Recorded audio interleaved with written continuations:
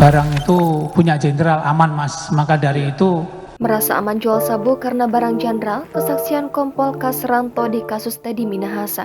Salah satu terdakwa kasus narkotika, Irjen Teddy Minahasa sekaligus ex-Kapolsek Kalibaru, Jakarta Utara.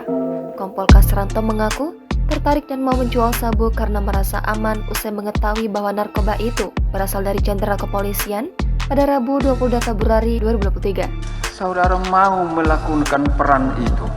Yang minta adalah dari pihak swasta, itu Linda ini. Kenapa? karena saya juga nanya sama Linda bahwa barang itu punya jenderal aman mas, maka dari itu saya kenapa juga bisa tertarik itu karena barangnya jenderal yang mulia aman. Kasranto mengungkapkan keterangan tersebut saat menjadi saksi dalam sidang terdakwa kasus yang sama, Dodi Prawirandegara dan Linda Pujiastuti di Pengadilan Negeri Jakarta Barat pada Rabu 22 Februari hari ini. Ia mengaku mengambil narkoba jenis sabu dari rumah terdakwa yang merupakan masyarakat sipil bernama Linda pada bulan Oktober 2022 lalu. Kasranto mengaku tertarik dengan tawaran Linda untuk menjual sabu karena perempuan itu memberitahunya bahwa narkoba seberat 1 kg itu adalah barang jenderal atau barang yang berasal dari jenderal kepolisian. Begitu yang mulia. Tapi kan tahu ini sudah terlarang sebelumnya. Betul yang mulia. Tahu kan? Tahu.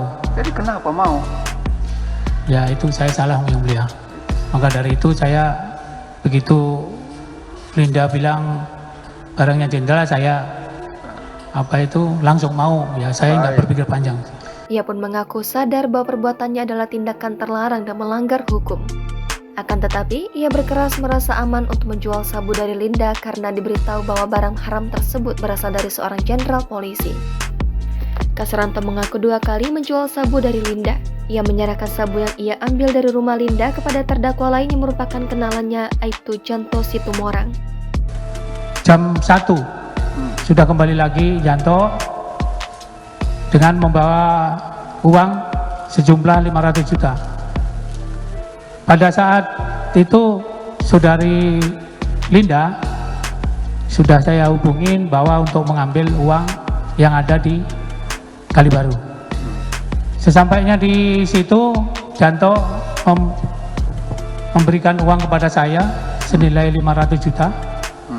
Langsung saya buka bahwa saya sisihkan 400, yang 100 saya sisihkan, yang 50 saya buka. Saya suruh coba ambil Janto, Tok, kamu mau ngambil berapa?